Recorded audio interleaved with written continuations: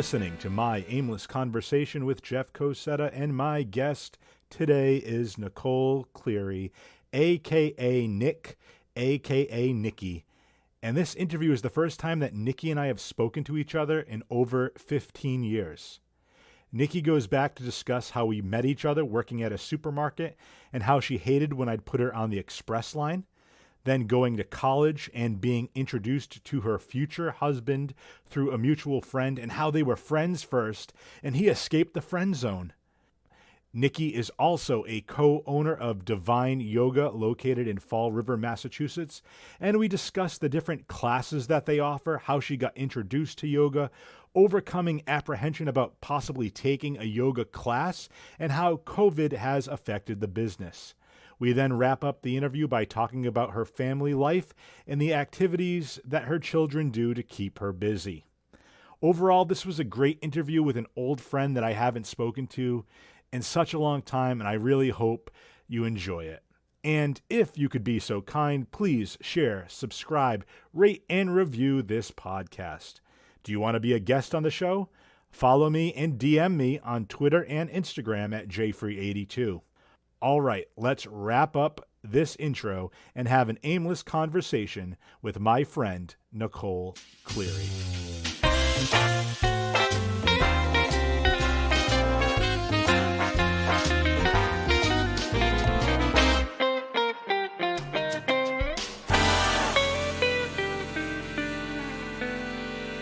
What do you prefer to go by Nicole? Do you prefer to go by Nikki? Do you prefer to go by Nick? What is the name that you would like to go by first and foremost? It sounds like an easy question, right? But it's actually not so easy. So I believe when we met back a million years ago, I was probably Nikki, right? You were Nikki. But I was never Nikki to my family. Okay. So at home I was always Nicole, or to my dad I was Nick. But to my friends, I was just always Nikki. And then kind of growing up, at school, I was always Nicole too. So it was situational. And then as I got a little bit older, entering the corporate world, I was always Nicole. Now I never know who to introduce myself as. So at the yoga studio, I'm both. Okay. Depends who you ask. So really, you can call me Nikki. We go way back. We do go way back. And it looks like, oh no, did you freeze? Yeah, it looks like okay, we're back. We go way back, and now we're back. So now we're back. So you're on location right now. So I'm gonna call you Nikki, just as long as you're okay with that. See, now I'm getting the whole thing that my internet, I just rebooted my router to make sure we didn't have any internet issues. But yes. I think just going back and forth, this is gonna be it, nothing's easy. This is going to be a challenge. We had a couple of misconnections as far as the first time we wanted to do this interview, but now we're back. We're back. Hopefully if the internet lags or whatever, the people listening to the audio won't give a damn, because it's going to be audio, but people watching the Facebook video, or the YouTube video rather, it'll be a whole different scenario for them. But yeah, I'm going to call you Nikki for now. And yes, we do go back. I don't take it personally when you say a million years back, because I was actually thinking about this. You're a few years younger than me, and it's just so weird for me to be like here now and still think of you as this 17-year-old girl, but now you're like this woman with a family and a business, and you just said corporate world, and it makes me feel ancient. It makes me feel super ancient, but it's like, it's so good just to see you, to catch up with you, because we haven't probably spoken to each other face to face. I mean, we were texting a little bit, but we haven't spoken, I don't know, 2005, 2006. Has it been like that long? Or maybe. Yeah. So it's been like 15 years, which is crazy. Like how, but it's fun how like we can just kind of pick back up and go along, Absolutely. Right back up. And it's interesting because at least with social media, like we're friends, but we're not friends in the sense that we talk every day, but we know with what is going on within each other's lives, so to speak. And the fact that I can see all the stuff you're doing, which I just happened to, the reason we got you on the podcast is you happen to put like a call to action, like, hey, I need to listen to some new podcasts. And I said, hey, I have a podcast. And then it kind of You like, said shameless plug. shameless plug. I got to plug my stuff. But you started listening to it, and apparently you liked what you heard. And I said, hey, if you ever want to be on, so because it'd be great to catch up, and we get to plug your business and whatnot and promote that a little bit, which is always cool. And we'll Yeah. talk about that a little bit toward the end or toward the middle of the podcast. But I want to go back to what you're saying. You're saying your dad always called you Nick. Yes. So I forgive me, I don't remember. Do you have any siblings? Yeah. So I have an older brother and a younger brother. So Okay, I'm the only girl, middle so child. do you think your father called you Nick just on purpose because he wanted three boys? I don't think so. Or is this I'll kind have of to like, ask him. yeah, like, you're a middle child, is that what you said? Yes. Okay. Yep. Now, did you ever have that middle child syndrome where you just crave all that attention? Yes. 100%. Yeah. Yep. Anything My, growing up that you just I did? mean, my older brother was like the by the books oldest kid, like followed the rules, got all the good grades, like didn't test curfew, like didn't set pave anything for me. So I tested all the limits. I was always late for curfew. You were I was breaking all the always rules. Yeah, yeah. And then my younger brother, I mean, I set the way for him. Like he didn't even have a curfew. So um you set the tone, yeah. and I guess that's the other question too. That's always interesting to me with like the middle child or even the oldest versus the youngest. Do you ever feel like your younger brother got away with a lot more than you or One your older yeah, brother? 100%. I mean, I think that after me they were just tired. Like, Do well, I mean, she made it. She was fine, so Michael be great. so basically you just wore them out. They just gave up. Wave that Yes, white flag for your little brother just to do whatever he wants. absolutely. I love that. I love that. It's like, to me, it reminds me of there are those commercials. I forgot what company it's for, but it shows like the first child where they're treating the kid with like baby gloves. They have them like wrapped up in bubble wrap, and then it shows your versus your second child, and the mother's at the mechanic, and you have this dirty mechanic, and she just hands the kid to the mechanic to hold, and it's just like, yeah, we figured it all out. We already kid gloves with one, and the other one it's just like, nah, Yep. no, Hmm. not at all. Absolutely. So yeah, we I got to meet you. So I don't know if I met rule breaker Nikki, like 16, 17-year-old rule breaker Nikki, when we worked together, because I never really, like, I, for lack of a better term, we worked at a supermarket together. We don't have to say the name. I don't know if you're comfortable with that, but Either uh, way. yeah, we worked. Okay, fine. We worked at Shaw's way back in the day, in the early aughts, was it the 2000s, whatever they call that. Yeah. Uh, So yeah. I was a front end whatever they call it, supervisor. I was like Yeah. telling people to go on which register and getting people to bag and telling people You which were to the go. boss. Well, yeah, I was middle management, if you will, because we all report to somebody, right? Yeah, so it was interesting because, yeah, you came in like I was a few years older than you. Nothing like, not like an extreme age gap, but I think I'm like 3 to 4 years older than you, because I like 2000, 2001, 2002, I was 18 to 20, you know what I mean? So it's, Yep. it was you were like 16, 17 at the time. So it was a weird kind of dynamic, because I remember it like very vividly, you and some of the other females there. They're just all these like, it's weird when you think about it from an age perspective, because I would never think of it from like a romantic standpoint, but I'd always be like, oh my god, these girls are all like very, very pretty, they're so sweet. But I always felt like big brother to all of you, you know what I mean? Yep. With the exception of one, and I won't call her out because I don't know if she's going to listen to this, but I don't know if you're still I friends with her. I probably know who you're talking about. Okay, Um call her out. I is it Erin? Oh, I did love Erin. I loved Erin. But no, I was thinking of Michelle. Michelle, Yeah. I Oh my gosh. loved Yes. Michelle. Now, do Go. you keep in contact with any of these girls? Are you like still friends? Or are you more like Facebook friends, or like Yeah, life mostly does it Facebook friends. grows Yeah. apart and stuff like that? Yeah, pretty much. I'm trying to think if there's anyone. No, I think just a lot of it is kind of like how you and I are, I kind of know what everyone's up to, but It's the good and the bad of social media, right? yeah, Like, it's just one of those things where you don't have to be in day-to-day contact with people, because you can kind of see what they're doing, and you right. kind of see what their lives are like, because everybody, for the most part, depending on how private of a person you are, but everybody's posting all their business on Facebook and Twitter and Instagram. And Yep. oh, this is a question I had. This is kind of just interesting, random.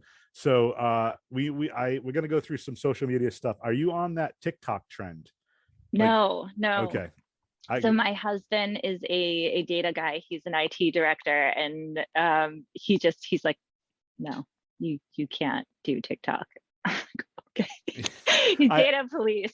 I appreciate that, but no, I just, it's one of those weird things because I'm on there just for promotion for a bunch of stuff and to follow some of my friends, and I just watch some of these like trends and dances, and I'm just like, good thing we didn't have this when we were younger because we probably have all of our business and stuff out there, Oh my gosh. which is totally crazy. So and it's interesting because you mentioned your husband, and I want to go because again, when did it go from 17-year-old Nikki to married Nikki? I want to kind of get some of the middle stuff there, because when I met you, you were, I believe, high school. So let's talk about, moving on from high school to college. What's or at least after your post high school career, what was that all Yeah. about? What was that like? Yeah, so I went off to Westfield State College, so kind of far enough to get away, but close enough to come home. I had a few pretty serious boyfriends in between, 2 to 3 years, and then I don't know, just things didn't really click. I spent a few years single, and then I think I was around 25 when I met well, we were friends, so I met my husband through a friend at a bar. Do people do that anymore? Like meet at a bar? not not not recently, but Right. Yeah. So we met actually at the Bullpen in New Bedford. So super classy, high end bar, dive bar. And we just kind of flirted for years. And then I always kind of knew that if I ever dated him, he's the guy you marry. He's not the guy you date. So I was always kind of like, no, I'm not gonna date him yet because then it's like it's the end. You marry him, right? So finally I was like, all right, I think it's time. So we ended up dating, and I was right. He's the kind of guy you marry. So I actually married when we were 27. I think that's a good 20, age because I want 26. to. Okay, still a good age, but here's that's I love the way you kind of worded that, and if I can kind of delve into that a little bit more, you said you had a couple serious boyfriends, you were single for a while. I think that's good. Not that I want to get into the whole cliche like when you're in college and whatnot, you need to experiment, but Mhm. I really think you really kind of figure out who you are in your early 20s, your mid 20s, and then it gets to a point that, and that's kind of like my mo, like I'm still single, and when people are like, oh, I'm going to meet you with somebody, like what's your age range, all this other stuff, I said I want them, I'm in my late 30s, so even now it's like, okay, probably early 30s, like what would probably be the youngest, maybe late 20s, but I feel like you need to be out of college and you need to kind of experience life. And I don't want to say be like a grown up, because I like how you mentioned that before, you moved away far enough so you could kind of be self-dependent, self-reliant, but at the same time, if something did hit the fan, you could, you're not that far that it's not a huge deal to come back home or get some help or whatever the Yep. case may be.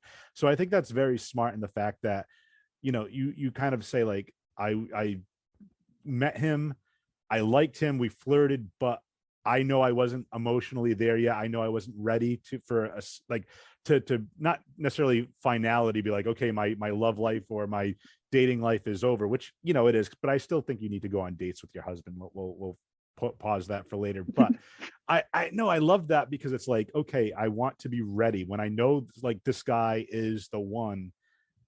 I want to make sure that I can give him everything that I need to give him, emotionally, spiritually, physically, everything, and I want to be at that point. I think that's very, very mature, which that's why it kind of like strikes me, because you say that you got away with a bunch of stuff and you were like kind of the rule breaker, but you've always struck me like I've never seen you even back like in your, late teens. Like I never like took you as somebody that was immature. So maybe I was just totally naive and had blinders on. I don't know. But I'm glad that you took that maturity and that decision, and you found a guy that's great, because now I also want to talk about maybe a taboo subject called the friend zone. Let's talk about the friend zone for a minute. Like, so I always hear that it's like, it's impossible for a man and a woman to be friends without, somebody wanting more. Typically it's on the guy's side, but the fact that you were able to keep, a friendship with him, do you think like you guys both like were attracted to each other and knew it was going to happen, or was it just kind of like it's going to happen, if it happens, it's going to happen when it happens and it's right for both of us? Or was it kind of like, okay, this is, I mean, I kind of get it from your perspective, because you said, yeah, like, you said, if I'm going to marry him, if this is the guy that you Yeah. marry, from his perspective, was it just kind of like, oh, she's a friend, I'm attracted to her, I like her, nothing's ever going to happen? Or was it, you think he was holding out hope too?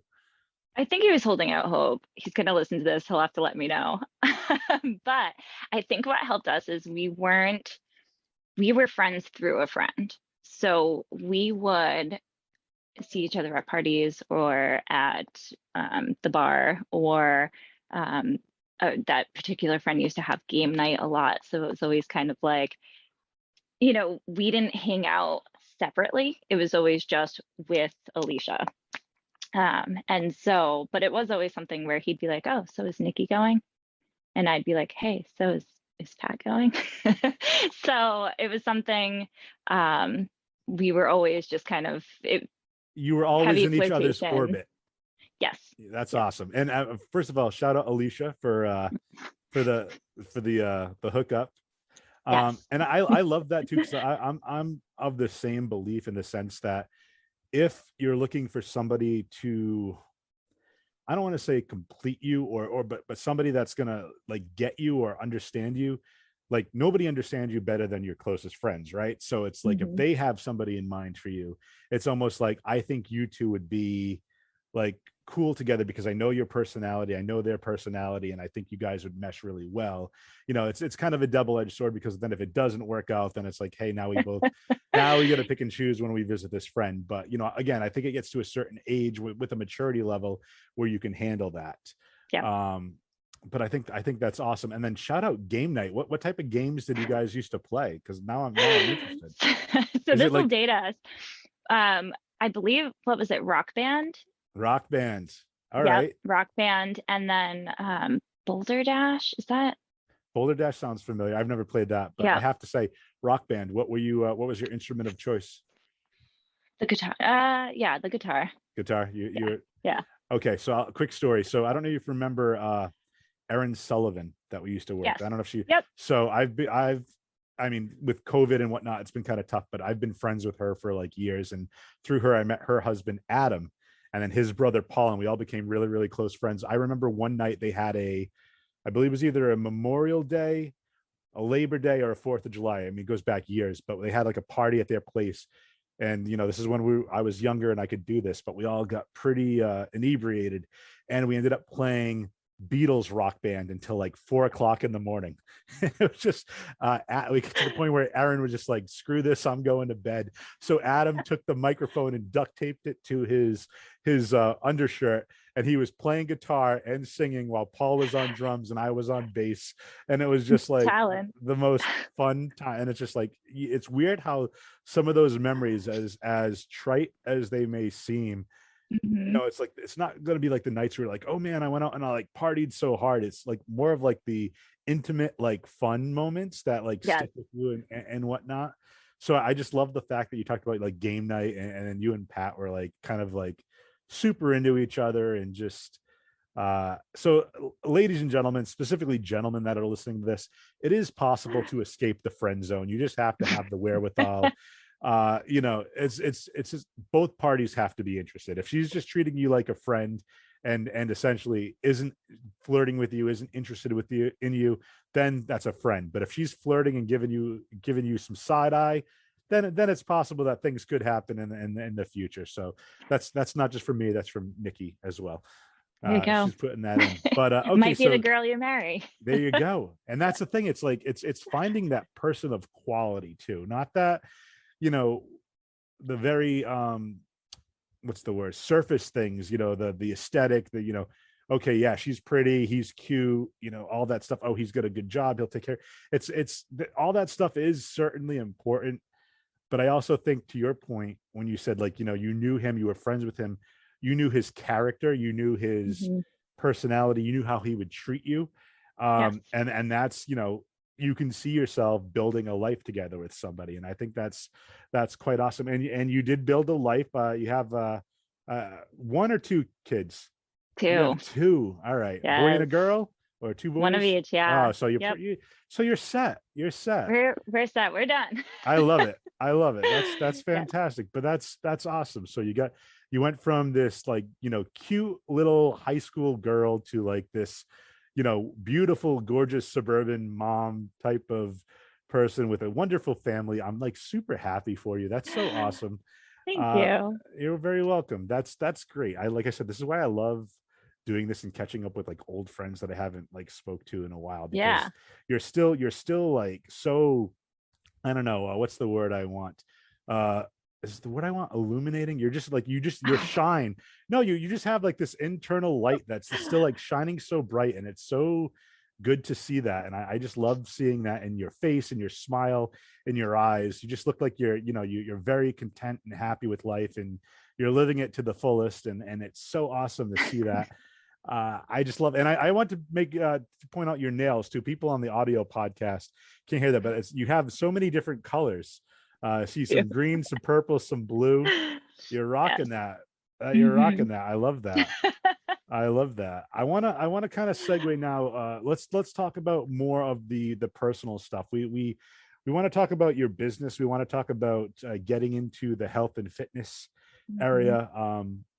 Because I think it's always existed, but I think within especially with COVID and lockdown, or the pandemic and everybody staying at home, I think we've seen like a greater influx of that. And I think, within the age of social media, I think everybody's trying to be like a health guru or an influencer or whatnot. And a lot of that is kind of shallow. It's more like for like show, like, look at what I'm doing. Look at, Hmm. look at me and my workout clothes. I just finished off of I mean, I'm guilty of that too. I don't know if you see that, but I'm doing it. I'm not trying to be like an influencer. I'm trying to do it as accountability. I go on Instagram every workout and I put videos ad nauseum. It probably pisses people off, and I get No, it. I like it. I think it's It's inspiring. yeah. Well, I'm not trying to Mhm. necessarily inspire. If it does that, great. But it's also more like accountability for me. Right. I don't want to just go in there and half-ass something. Not that I had a conversation, my last podcast with my buddy Scott, and we were talking about some things, and some of the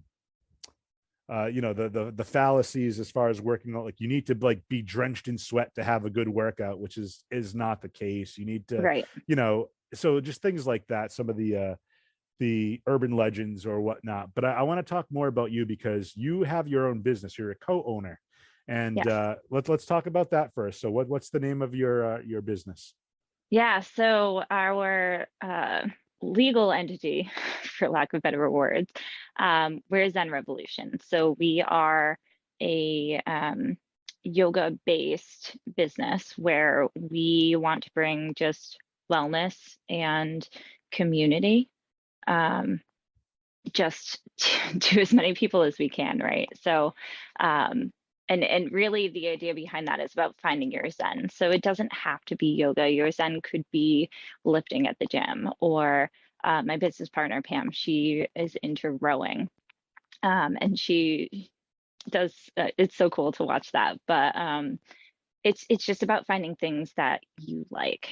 So within that, Pam and I go way back, with a history of yoga. So that we had the opportunity to buy a yoga studio back 2 years ago, and that was, a big step for us. So we actually had two studios to start with, one in Dartmouth and one in Fall River, and COVID happened. So we did have to close the Dartmouth studio. It was something that we, it, I'm not sad about it. It was a smart decision.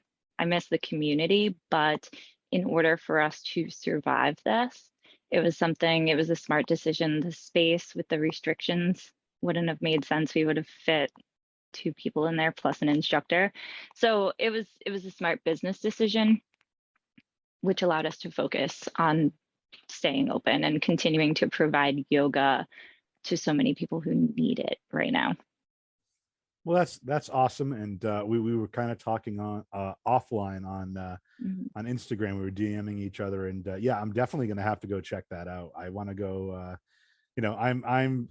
I have a little experience. Again, I'm not familiar with the terms, but I know there was I told you a friend of mine actually used to do a gentle yoga class. Yep. So I did that for close to like a year, and I really I got to a point like this is probably I want to say a year and a half before COVID. I think there was a lot. I was doing a lot of physical activity. I was doing the gym 4 to 5 times a week. I was doing karate. I do Kempo karate like 3 times a week, and then I was doing, an hour and a half of yoga every week, and it was just like I felt so good. Then COVID hit, and I decided to do some things such as like podcasting and whatnot that kind of like took away my time from going to karate. So I teach karate once a week now, and I go to the Saturday morning classes. And then I still go to the gym now that I've been vaccinated. And I'm not saying you have to or not. We don't do like political stuff on here, just so you know. Like everybody's going to make their own choice. Everybody should be educated. From what my doctor advised me is I got vaccinated, and that's cool. Now I was able to go back to the gym now that I'm vaxxed. So I'm looking to eventually get back into yoga, knowing that you have a studio that's pretty Yeah. damn close to me because I'm in Somerset. And believe it or not, COVID hit. I think it was called Blend, which was right near me. Mhm. And it was one of those things like during COVID, I'm like, oh, that's literally about 2.5 minutes from my apartment. And I was like, I could totally walk there and go to yoga and walk back. And it's like, unfortunately they closed, and it's just, Yeah. it's tough. And it's kind of like a weird situation to be in because, during this time of uncertainty and whether it's people, working from home or even like, quarantining, whatever the case may be, that the whole mental aspect of it, of like that yoga can kind of help alleviate like that was the other big thing for me when I was doing that gentle yoga, like the clarity and whatnot you get from doing that. And again, not to get all woo woo and whatever, but like it's definitely like you're there in the moment. You're not thinking about like things you got going on at home. You're not thinking Right. about anything else. You're there in the moment. And again, not to sound too like philosophical, but that's something I love. That's why I love meditation. I love, yoga. That's why I want to get back into it. So knowing that you have a studio so close, I think is great. It's just going to have to be something I'm going to have to do. You just got to do So it. I think that the toughest part is walking through the door, right? right. So the more you think about it and internalize it, and I hear this from so many people who are like, I want to try yoga, but I don't know how to do it. And it's like, well, you're not going to know how to do it until you walk through that door. And everyone is like, well, try a few videos at home first. And really getting to a class and having that one-on-one instruction where you have somebody in front of you who can tell you, maybe move your hands a little bit closer, or I watch the entire class, and if I notice form is a little bit off, I'll instruct the whole class. We'll break it down, right? So I'm not just pinpointing like, hey Jeff, like you're doing that wrong. Let's break Oh, down you'd be chaturanga. saying that a lot, by the way, just No, FYI. but it's you instruct the whole class because really it's everyone could use it. I've taken 1,000 yoga classes myself. I'm a teacher. I still take beginner classes because I always like to go back to breaking it down, correcting my form, going back to the basics. So I would never just pick you out. I would have everyone in the class drop to their knees, suck in their core, stack their arms in one straight line, all of those things, because even if you've done it 1,000 times, you're probably you could adjust something, right? We all can. Well, I think that plus it's like even if you do something ad nauseum 1,000 times, you also get lackadaisical, and sometimes what you do, Right. like not that you take shortcuts, but it's like one of those things like if you are doing something wrong and nobody, or you don't happen to notice it, or nobody catches it, and you do that 1,000 times, well, you're doing it wrong 1,000 times too. Exactly. And that's I love that. That's so cool. Yeah, so I'm definitely gonna have to check out a class. I got to check that out. I actually have a friend. She used to work with me at my current job. She's no longer with the company. And what had happened was she was an avid runner. She used to love track and field. She used to do that. That was like, Mhm. she'd go run like 15 miles like it's nobody's business. I forget what type of dog she had, but she had a pretty large dog who jumped up on her and she hyperextended her knee, and Oh she needed knee no. surgery. So she couldn't really run anymore. And she discovered yoga, and she ended up leaving the company because she fell in love with it so much. She got certified as a teacher, and like, I don't know if she opened her own studio or if she joined a studio, but that's like her new career path. And I That's love that. awesome. I love that. It's Yeah. like, it's again, not to get too, out there, but it's like, finding your calling, or finding something that, speaks to you and that you enjoy doing, but also is a way to make a living, is like one of the biggest things Yeah. possible, or were the best things possible. I just, because I think I might have told you too. I don't know if I did, and I'm retelling this story, please stop me. But I think one of the other things I want to do, and I might actually pick your brain about it, is when I get to a certain point physically. I mean, I'm 39. I'm going to be 40 next year, but I think when I get to a decent place physically, I would love to learn, um not necessarily yoga, but I'd like to learn Tai Chi. That's kind of Hmm. like my thing, because I do the karate side. It's a martial arts, but to me, I think something that would be rewarding and fulfilling is I could still do like a 9 to 5, but if I get, certified in teaching or doing something there, then I can, like, not, I don't want to say give back, but like go to like these retirement homes and whatnot, and with some of the older folks, and like, you know what I mean, help them Yep. exercise and do something, because I think that the capability to look inward and like give back, but at the same time do something that's both physically and mentally rewarding, with like, I feel like some of the yogas and the meditations Hmm. and, some of the martial arts do. I think that's huge, and I just want to get your opinion on that from your end. I mean, granted, as an instructor, it's probably a little different because you have to watch everybody's form, but even when you're doing yoga yourself, are you just kind of like feeling like one with your body? And again, not to get too high level and weird Yeah. about it, but like, I always feel like that's something, like, I just want to get your opinion on it because you're the expert, not me.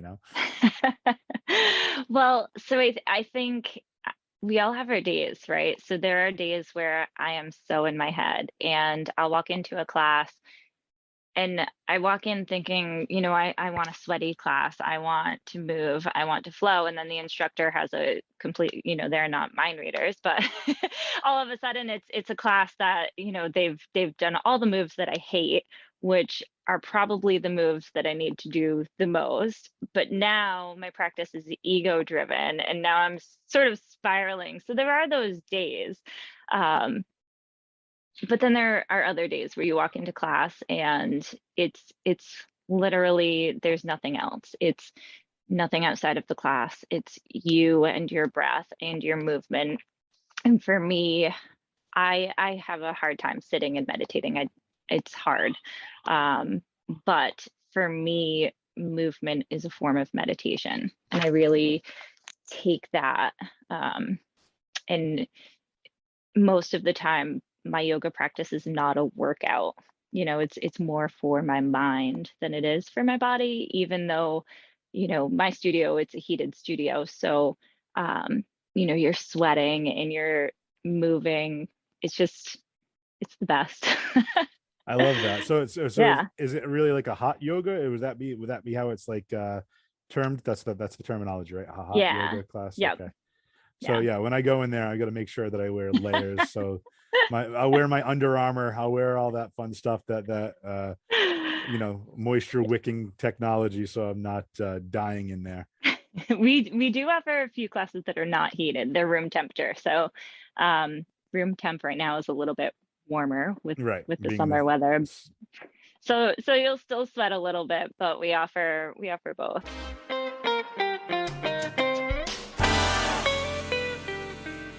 room temperature and hot yoga. But again, yeah, being it, though this summer's been kind of weird. Like, I know you're saying like the room temperature is Mhm. like, I think almost like Mother Nature knows like COVID's happening right now. So it's like we're not going to have like these amazing, like crazy, like stretches of super warm weather. You want to go out, get to the beach or be outside. It's going to be like, no, we're going to rain a lot and just be like the 70 degrees, which, hey, I mean, that's cool. But, I feel like it really hasn't hit summer yet. We've had like a couple of good days and we're like mid-August almost. And Yeah, where's summer? Unless we're going to have, even though I didn't name it, the what's the term? Indian summer, where it's, I think so. like Yeah. September's like, which, hey, I'll take. We've had some Yeah. warm mid-October days. So So regardless, depending on when I go to your studio, and I'll, like I said, offline, I'm gonna hit you up. I mean, we're gonna plug all your stuff in the show notes and toward the end of the show for follows and whatnot. But yeah, I definitely want to go there. So with your current studio, how many instructors do you have? I mean, obviously you're an instructor. yes. So I believe Rough estimate. You don't have 10, to count. I 10, know you. around 10. Yeah. Okay. Yeah. So that And so you that's you awesome. mentioned Blend. We actually have a few instructors who had taught at Blend in the past. So a big thing with the yoga community around here is we all sort of know each other, and a lot of instructors teach at multiple studios. Um, when COVID actually began, we Pam, my business partner, set up a few Zoom calls with all of the local owners. And we all kind of brainstormed ways to make it through. And this is at the very beginning, what ways are people going virtual or cutting costs? How are you saving money while on, shut down because of COVID? So it was really cool to connect with owners who are going through the same thing, and in not a competitive way, right? Not a way where we're like, no, I need to survive. So, there was none of that cutthroat. It was, let's all kind of survive together and bring yoga to the community. Well, isn't that kind of like cool? Like, I don't know if you could see that, like, and maybe it's just me being naive to this too, but with like any other type of business, you're like, oh, you're having trouble, but I'm keeping my head afloat. Good. I want you to fail because that'll help me succeed. Where I think where it's a practice such as yoga, something that, again, as I mentioned, is not just like physically rewarding, but also mentally rewarding. And it is that Mhm. community. It's almost like we need to raise each other up, which I think is, a perfect, like, a perfect kind of MO for, like, not just for the yoga community, but for the world. You hear that all the Yeah. time. Like, and again, not to get too, you know, Woo woo. yeah, thank you. I don't like using the same terminology all the time. And then my brain's trying to work. And it's, we're actually recording this early in the morning because I'm on vacation. You're on location. I won't say you're on vacation because you're doing all your work, but you're on location as well. But you're hustling, you're doing your business owner stuff, which I Hmm. love to see. But I think, yeah, that's just a great, like, kind of example for the world. Like, you hear that, you hear even in like among females, like, not to, like, that I want to like make it like a sexist thing, but all like, I'm not going to put you down. We should be lifting each other up. We should be, don't be. Yeah. And I think, but I don't think that just resonates with females. I think that's other people. Like, don't step on somebody. Don't, like, for lack of a better term, bully. Don't pick on somebody. Don't take advantage of somebody just to make yourself seem better. Because when you raise, they say that, what's the term, like, you are the summation of the five closest people to you, where it's like, if everybody's like, being a jerk, that's kind of like your personality too, versus like, Hmm. if you're around people that want to help other people, you're more apt to help other people, and then you enrich the lives of others by, just being you Yeah. and being like the person you are and helping other people, who in turn, pay it forward, if you will. And I just love seeing all that. I think that's what we need to show more in the world right now, especially with the whole, there's divides everywhere. I'm not even saying Yeah. political, I'm saying with everything. And it's just like, empathy and perspective can do a whole lot to drive everybody forward, which I think is like still somewhat lost, but I think we're starting to see an uptick on that, which I'm really happy to be. So anyway, long story short, I'm Yes. rambling now. Um, yeah, I just definitely want to check out your studio. What do you think? Where I've done a little bit of the gentle yoga, would you still suggest me for the beginner class? Yeah, so we and something I've been talking about with Pam is starting a beginner series. So I think you know, again, the hardest part is stepping into a class. So I think you could essentially take most of our classes, and walk in without any prior knowledge. All of our instructors are incredible at what they do and offer variations. So you could take the pose, excuse me, to any level you want, right? And typically we start at the beginning. And if you're a seasoned yogi, you know where to go and you know what to do to amplify your practice. So those people are going to do what they do.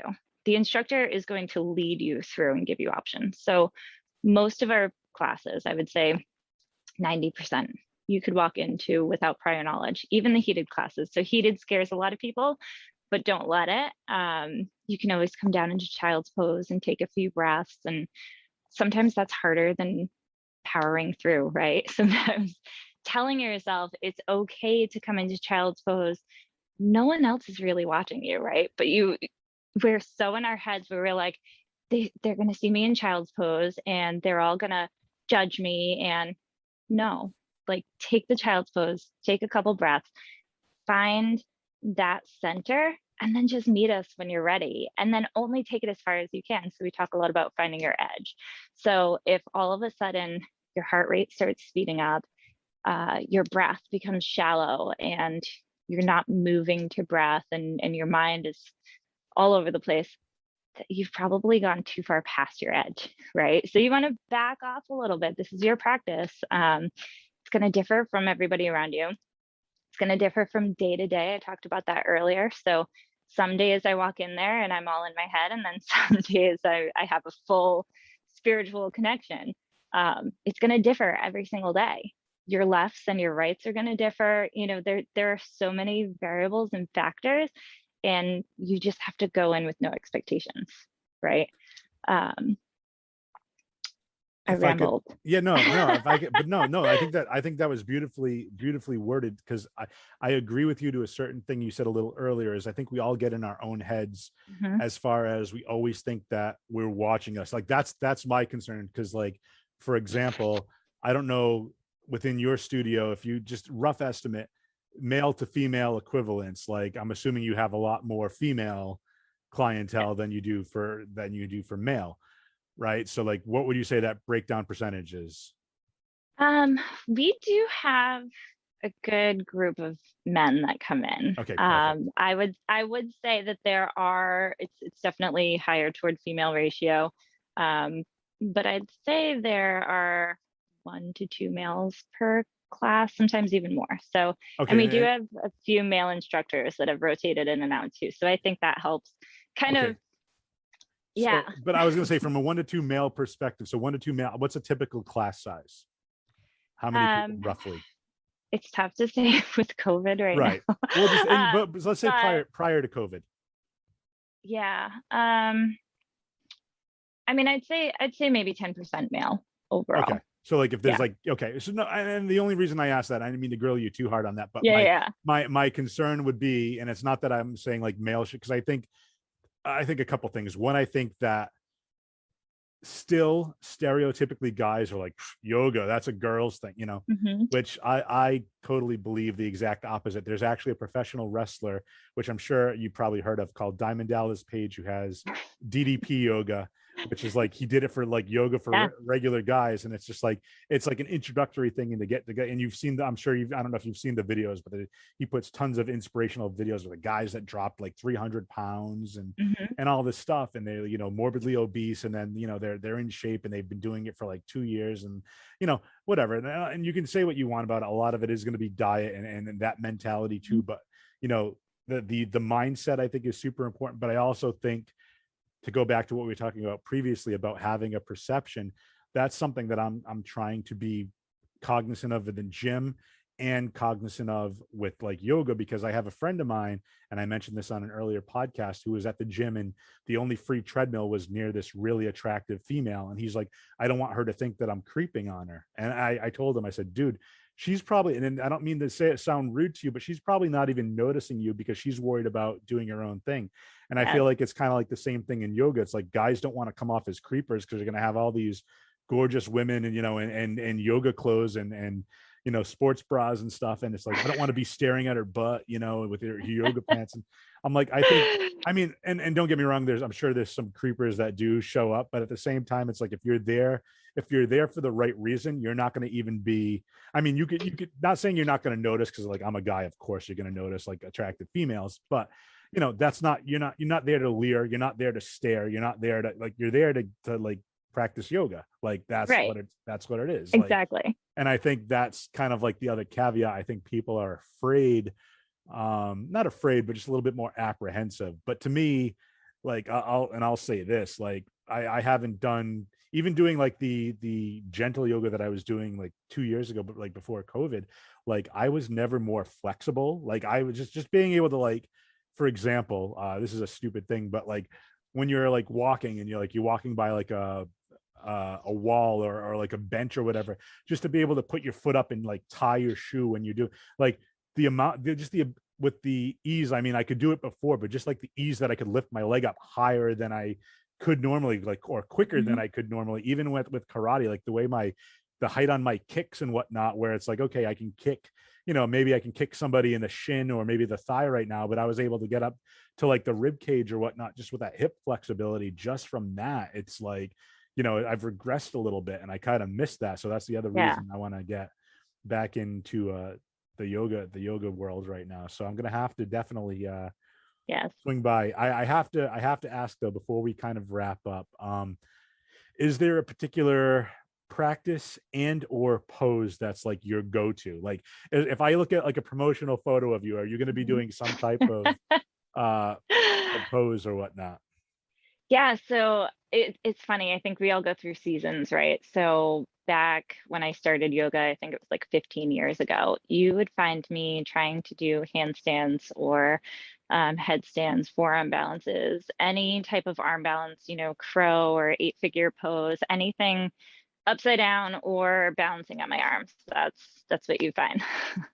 Um, Now that I have kids and corporate life and studio life, I don't have time to get upside down. I just don't. I would practice that just on my own in between. I'd go to the gym, I'd go to a yoga class, and then I'd go home and I'd practice handstands. I don't have time for that. Now I have swim class and soccer and gymnastics and studio stuff and work life. So right now, practice for me is I like a hot class. I love to sweat. I love vinyasa based yoga. So that's when you flow to breath. And I just love chaturangas. That's the whole like push up dog, down dog thing. Um, Sun salutations, all of that. I think it's just anything that I can flow to breath. When I teach, and I teach how I like to take class too.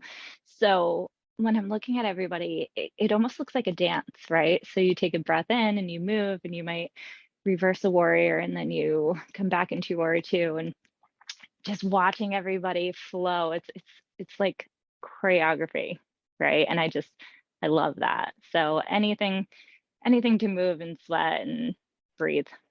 Well, first of all, I understood every single term you just said right there. I just wanted to put that out there. Um, but no, I absolutely agree with that, because it's the same thing. I love how you said like the choreography of it. Like, again, not that I'm trying to make it sound effeminate, because again, it's very stereotypical, and I don't believe in all that. But the fact that you mentioned like dance and choreographed and whatnot, it's the same thing with Kempo karate that I'm doing right now. It's like forms. It's like everybody steps back with your left and does an inward block, Right. and it's Yes. it's all that stuff where it's like, you do that in unison when you're doing your form. And it's to me, it's just, to use your words, the flow of it, just, it feels kind of cool to see like everybody doing what you're doing, and you're in unison. And Right. it's just, I think it's very, very rewarding, because it's almost like, for me, when you talk about dance, I have two left feet, you know what I mean? I can't. Me too. So, but I think like to see the culmination of that, like when you get something, even with like a yoga pose, I think anything else, you find it internally rewarding, in the fact that, like, yeah, and I'll just use my example in karate. We'll have like new guys start, guys, middle-aged guys in their 60s, and they're, again, same thing, 2 left feet, and they're not getting it. And I'll relate my story, like, hey, I was in that position, 4 years ago, whatever. Now I've come so, like, so far that it's I don't even give it a second thought. It's muscle memory at this point. Right. And it's just super cool. And just to see it when it clicks for them, and to see them like graduate to like a belt or whatever, I feel that almost like rewarding. So I'm assuming similarly, like when you're instructing and whatnot, to see like your regulars and see how far they've come and whatnot must be Yeah. like crazy rewarding for you. So I'm hopefully and hoping that within the next year or so, if we do another podcast soon, you can be like, Jeff, how far I've seen you come from. Yes. That's what I'm hoping for. But yeah, I'll definitely check that out. And before we wrap up, I want to touch base just on one other quick subject. You mentioned your kids, and I don't want to get too personal with all their stuff, but you mentioned swim class and gymnastics and whatnot. Mhm. So I also love the fact that your kids are very athletic as well. I think that's very, very important. It's something I didn't have as a child, where Mhm. I played t-ball for 1 year, and then, I kind of like didn't want to do it. And my parents were very accommodating, like, yeah, you don't have to do it. You can just sit home and play video games and whatnot. And, later on in life, it's not necessarily working to my benefit. But I just think, getting kids at least active, or at least in that mindset early, I think is important, so long as it's something they enjoy doing. So I guess I'd have to ask, with your kids, how old are they right now, and like what's like is the physical activity something kind of they kind of push to do, or is it something you kind of suggested and they've taken to it, a combination of both? What do you Yeah, what are yeah, your yeah. thoughts on that? So my oldest is 7. She just turned 7 this summer, and she she's lazy.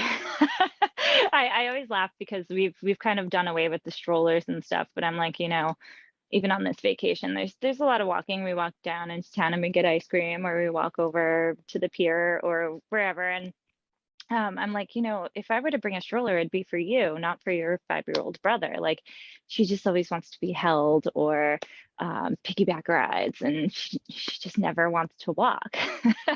But even with that, like, she loves gymnastics, she loves dance. We're kind of at that age where we're trying to pick which one she does, because it's a lot. I think dance is now 2 days a week, gymnastics is 1 day a week, and then swim class. So we have to make tough decisions even at 7. But and working out at home is always something that I've done. So from the very moment she was born and brought home, she's seen me work out or do yoga, or I do a lot of like HIIT, strength training stuff at home. Sometimes she joins in. Most of the time her brother joins, so he loves to join in. So he's 5. He's definitely the more active. I think again, it's like typical second child. Like, he has so much energy. He has recently talked a lot about karate, and he really wants me to sign him up. So I think we're gonna look into adding another activity. But he's really into that right now. He does a little bit of soccer, t-ball this year. What else? Swim class. I think swim classes, that was always something very important to us. So straight from 6 months, I think they've been in swim class since. So that's something I'll keep that for a while. Yeah, but he always joins in my workouts. He loves, he's donkey kicks. I don't know if like when you get on your hands and you kick your feet in the air, he's so good at that. Like, hands down, best donkey kicks. Well, then he'd At be 5 great years he'd old. be great at karate, because there's a lot of kicking in karate. So Right? Yep. that's awesome. That's Yeah. awesome.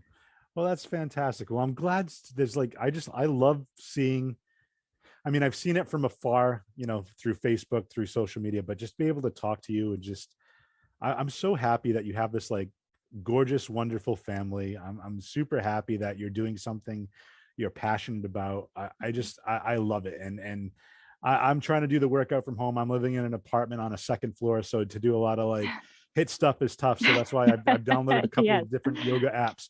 But with things kind of like turning around, I'm definitely going to go check out your studio. But let's plug some stuff right now. Let's plug your studio. Let's plug the website. Let's plug any social media for people to follow if they want to check it out and at least send some inquiries or Yeah, whatnot. So I'll let you go ahead and run with that. Whatever you want to plug. absolutely. So we're mostly on Instagram. We're on Facebook too, but I think primarily Instagram. Zen Revolution Inc. is our that's kind of our community stuff. So we do outdoor stuff as well. So at Fort Phoenix in Fairhaven, we have outdoor classes 3 times a week, 8:30 in the morning. That's our community stuff. $10. Great, such a great crowd. When you're ready for studio stuff, which I think everybody should check out, we are Divine Yoga in Fall River, right on Route 6. So super easy to find, kind of on the Westport line. So I don't know where your reach is for your group, but if Oh, you're local, well, we're going to link everything in the show notes too. So yeah, there's those 2 yeah, Instagram pages. yep. We'll check those out. And then the website. Yep, the website, divinepoweryoga.com. So you can find all of our schedule stuff there. You can also find our classes on wellness living. If you look up Divine Yoga in Fall River, you'll find our schedule. That's how you would pay for your classes and sign up. Excellent. Well, Yeah. Nikki, Nicole, Nick, it's been so fun having you on there. We're going to put everything in the show notes. Guys, girls, everybody. I don't know why I say guys, girls. I just the nomenclature. Everyone listening, if you're looking to if you're in the Fall River, Somerset, even like the southeastern Massachusetts area, and you're looking for a good yoga studio, check out Nikki's website. We're going to put all that in the show notes. Check out Divine Yoga. I'm gonna go there. If you go there, find Nicole, tell her that I sent you, because I think that'll be fun. I want to see if anybody Yes. listens to it. But I'm gonna be going out there. I'm gonna be touching base with you offline, and we'll set something up, because your studio is literally right next to my office. So we'll talk about that. And I'll just sign you up for a class. You'll get the yeah. notification and then you have to show I'll up. go into the office there. Yeah, no, well, that's fine.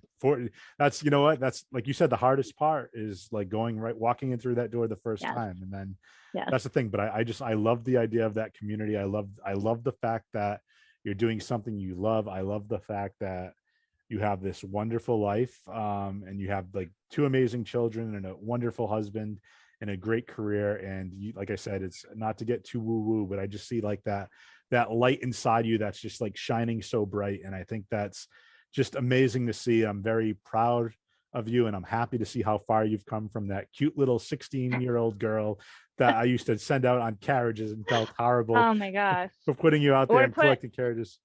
The worst was being assigned to Express. Everybody hated Express, but yeah, because you got to be like, it's like where people 12 items or less, and everybody's in that line, and it's just crazy. I apologize retroactively. I apologize for doing that to you. Well, Any of you. those I times where appreciate you that. might have hated me, hopefully we've built a bridge and we've gotten over that, and that over that animosity. Yes. But it was so great to have you on the podcast. Everybody, check out her social media. Check out the yoga studio. Mental health, physical health, super important right now. So please check it all out. And Nikki, thank you for being on the show. Ladies Thanks and for gentlemen, having me. thank you for listening. You can follow me on my social media at jfree82 on both Twitter and Instagram. I believe my website is jfreethegeek, but I haven't updated that, so don't check that out yet. But yeah, until next time, folks, this has been my aimless conversation with Jeff Cosetta and Nikki Cleary. thank you guys. Bye-bye. Bye.